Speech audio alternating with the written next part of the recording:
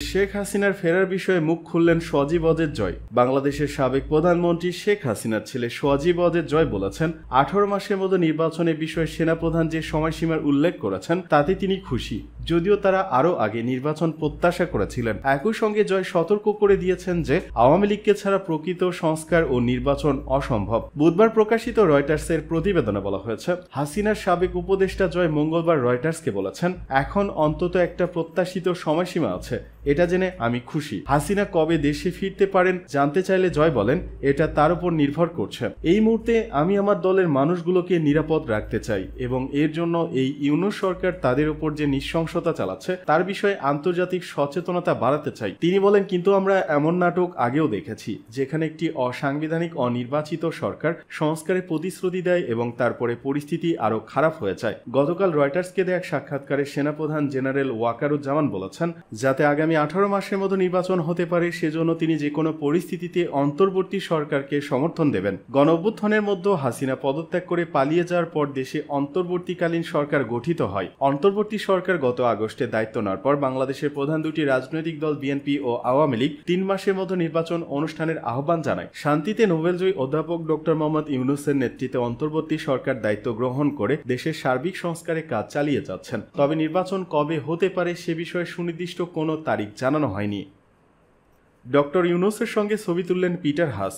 কোটা সংস্কারের দাবিতে চলা আন্দোলনের মধ্যে গত 23 জুলাই বাংলাদেশ ত্যাগ করেন ঢাকায় নিযুক্ত সাবেক মার্কিন রাষ্ট্রদূত পিটার দি হাস। আন্দোলনের মধ্যে চলে যাওয়ার সময় তিনি জানান, এভাবে বাংলাদেশ থেকে চলে যেতে হবে তা তিনি কখনো ভাবেননি। এরপর সে আন্দোলনের ফলে তৎকালীন প্রধানমন্ত্রী শেখ হাসিনা পদত্যাগ করলে গঠিত হয় অন্তর্বর্তীকালীন সরকার। এ সরকারের প্রধান উপদেষ্টা নোবেলজয়ী অর্থনীতিবিদ ডক্টর মোহাম্মদ ইউনূস জাতিসংঘের 79তম সাধারণ অধিবেশনে যোগ দিতে বর্তমানে নিউ ইয়র্কে আছেন। সেখানে এক অনুষ্ঠানে ইউনূসের সঙ্গে ছবি তুলেছেন পিটার হাস। গতকাল নিউ ইয়র্কের ম্যানহাটনে ফ্রেন্ডস অব বাংলাদেশ আয়োজিত সংবর্ধনা সভায় অংশ নেন ডক্টর মোহাম্মদ ইউনূস।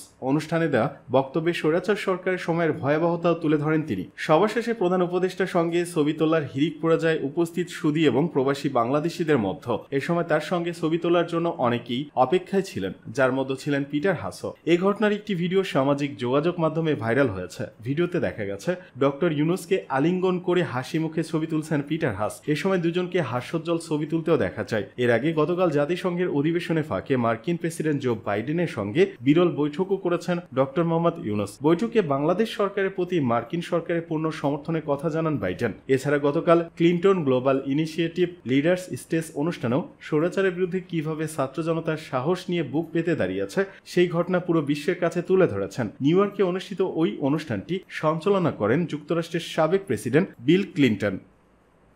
এদিকে তরুণদের স্বপ্নের নতুন বাংলাদেশ গড়তে বিদেশি বন্ধুদের সহযোগিতা চান ডক্টর ইউনূস।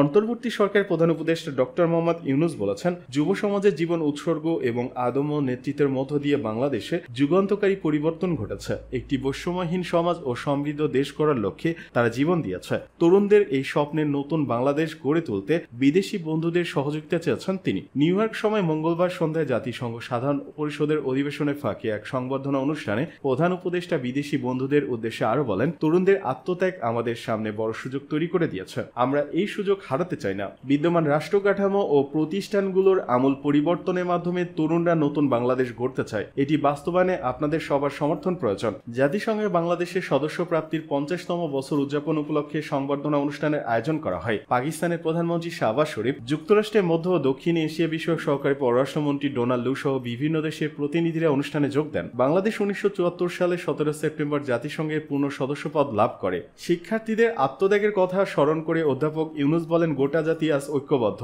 যারা নতুন বাংলাদেশের স্বপ্ন দেখেছিল আমরা তাদের হতাশ করতে চাই না। প্রাতিষ্ঠানিক সংস্কারের মাধ্যমে একটি নতুন নির্বাচনী ব্যবস্থা গড়ে তোলার লক্ষ্যে তার সরকার কাজ করছে বলে উল্লেখ করেন তিনি। ডক্টর ইউনূস বলেন, যুব সমাজের সামনে কোনো স্বপ্ন ছিল না। স্বৈরাচার তাদের স্বপ্ন ও ভবিষ্যৎকে ধ্বংস করে দিয়েছিল। তাই তারা স্বৈরাচারের পতন ঘটাতে বুলেটের সামনে দাঁড়াতে পিছপা হয়নি। বিদেশি বন্ধুদের উদ্দেশ্যে নোবেল বিজয়ী অধ্যাপক ইউনূস বলেন, বাংলাদেশের তরুণরা যে সাহস ও প্রত্যয় দেখিয়েছে তা আমাদের অভিভূত করেছে। বুলেটের সামনে দাঁড়িয়ে তারা পঙ্গুত্ব বরণ করতে পিছপা হয়নি। তিনি বলেন, তরুণদের গণতান্ত্রিক আকাঙ্ক্ষার বাংলাদেশ গড়তে আমরা আপনাদের পাশে চাই। জাতিসংঘ সাধারণ অধিবেশনে যোগদানের উদ্দেশ্যে নিউ ইয়র্ক সফররত প্রধান উপদেষ্টা গতকাল মঙ্গলবার ব্যস্ত সময় পার করেছেন। তিনি মার্কিন যুক্তরাষ্ট্রের প্রেসিডেন্ট জো বাইডেনের সঙ্গে বৈঠকের পাশাপাশি আরও কয়েকটি বৈঠক ও অনুষ্ঠানে অংশ নেন।